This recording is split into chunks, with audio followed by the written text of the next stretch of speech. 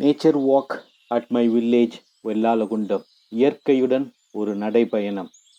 Hi friends, welcome to hospitality quest. இன்னைக்கு நீங்கள் பார்க்குறது எங்கள் வெள்ளாலகுண்டம் ஏரி. சேலத்து பக்கத்தில் இருக்கிற இந்த ஏரி ரொம்ப அழகானது. சுற்றியும் மலை ஃபுல்லாக மிக இயற்கை அழகோடு இருக்கிற ஒரு ஏரி இது. இந்த ஏரியை தான் இன்னைக்கு நம்ம பார்க்கலாம். வாருங்கள். ஒரு வண்ணத்து பூச்சி அழகின் படப்பிடிப்பிலிருந்து நாம் இப்பொழுது இந்த காணொளியை ஆரம்பிப்போம். எத்தனை வருடம் இந்த வண்ணத்து பூச்சியை பார்த்தாலும் மனது ஒரு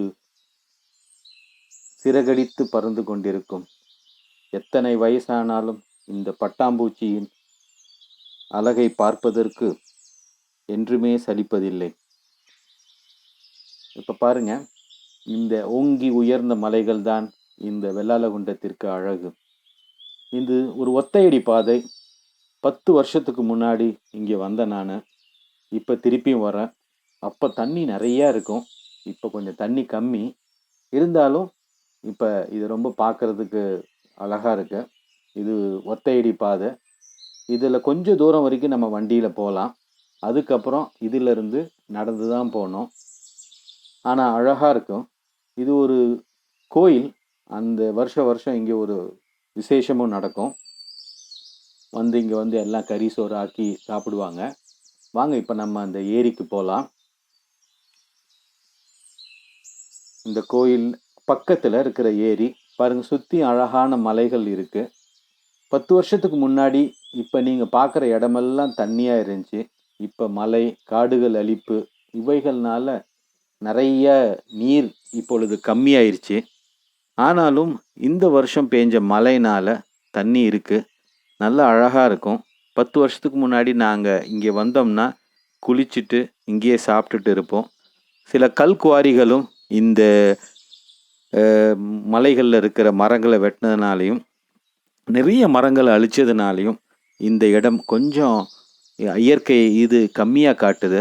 ஆனாலும் இது ஒரு அழகான இது. காலையில் வாக்கிங் வர்றதுக்கும் இல்லை வாரத்தில் ஒரு நாள் இங்கே நம்ம ஒரு பிக்னிக் மாதிரி வரலாம்.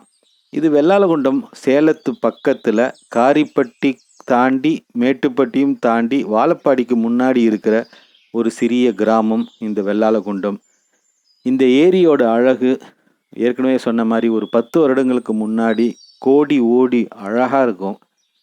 இப்போ கொஞ்சம் கொஞ்சமாக அந்த இது வருது. ஒரு காலத்தில் மீன் கூடியும் இது குத்தகைக்கு விடுவாங்க. அந்த ஒரு வருஷத்துக்கு மீன் விட்டு மீன் அறுவடையும் நிறையா நடக்கும்.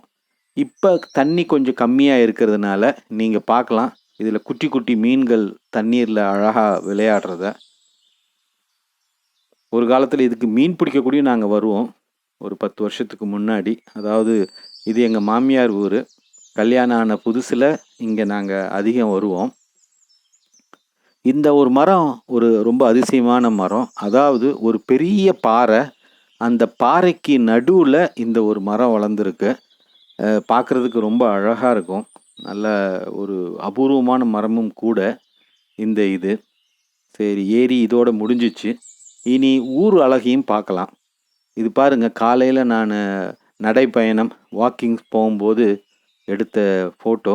சுற்றி மலைகள். ஒரு 7:30 மணிக்கு காலையில் எடுத்த காணொளி இது.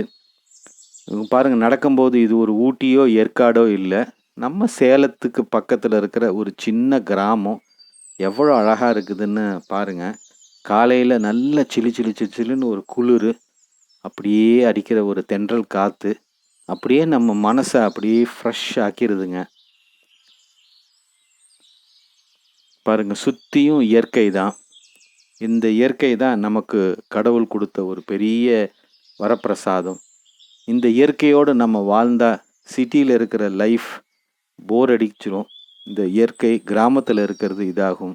ஊருன்னா ஒரு ஆலமரம் இருக்கணும். எங்கள் ஊர்லேயும் 2 ஆலமரம் இருக்குது. இது ஒரு ஆலமரம். ஆலமரத்தில் இருக்க பிள்ளையார்.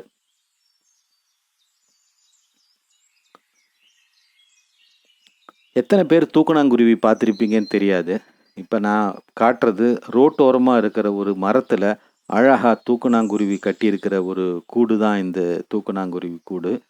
பார்க்கறதுக்கு ரொம்ப அழகா இருக்கு. இது பாருங்க நெல்லு வயல் போட்டிருக்கிறாங்க. அதை சுற்றி இருக்கிற மலைகள், தென்னை மரங்கள் இவைகள் தான் நம் உடலை இது பண்ணுகிற ஒரு சிறந்த இது. அதனால் இயற்கையான சூழ்நிலையில் நம்ம வாழ கற்றுக்கணும். அப்படி வாழ்ந்தோம்னா அந்த நம்ம உடலுக்கு தேவையான அனைத்து ஆரோக்கியமான விஷயங்கள் எல்லாமே இந்த இயற்கை நமக்கு கொடுக்கும். அதனால் முடிஞ்ச வரை இந்த சிட்டி லைஃப்ல இருந்து கிராமத்தை நோக்கி போங்க.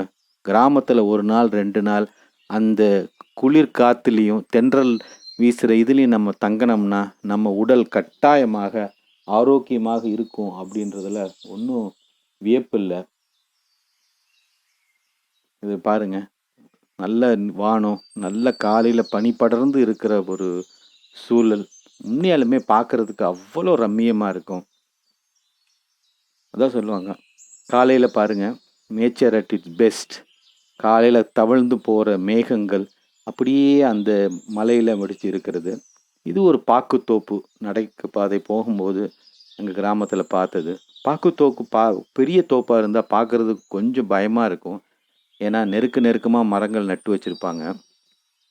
இது பருத்தி பூ அப்படின்னு நினைக்கிறேன். நல்லா காய் வளைஞ்சு இப்போ தான் பூ வந்திருக்கு. இனிமேல் தான் பருத்தி வரும்னு நினைக்கிறேன். விவசாயத்தை பற்றி அதிகம் தெரியாது, ஆனாலும் இயற்கையை ரசிக்க தெரியும்.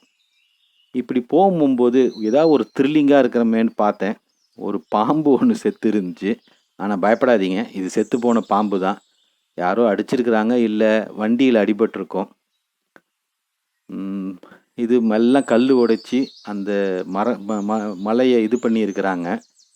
ஆனாலும் அழகு தாங்க, எங்கே சுற்றினாலும் அழகு அழகு அழகு. ஸோ இதோட இந்த காணொலியை முடிச்சுட்டு இப்போ நம்ம வீட்டுக்கு போகலாம். ஸோ இது போகிற வழியில் கிழக்கு தொடர்ச்சி மலையோட ஒரு இதுதான் நீங்கள் பார்க்குறீங்க. ரொம்ப அழகான ஊர் இது, வெள்ளாளகுண்டம், சேலத்து பக்கத்தில். வாங்க ஒரு நாள் எங்கள் ஊருக்கு, சுவையான ஒரு பாய் வீட்டு பிரியாணி சாப்பிட்டுட்டு போகலாம். இந்த காணொலி உங்களுக்கு பிடிச்சிருக்குன்னு நினைக்கிறேன். தேங்க்ஸ் ஃபார் வாட்சிங். Keep supporting our channel Hospitality Quest Umar. Share your friends. Keep supporting. Subscribe, share, like and comment.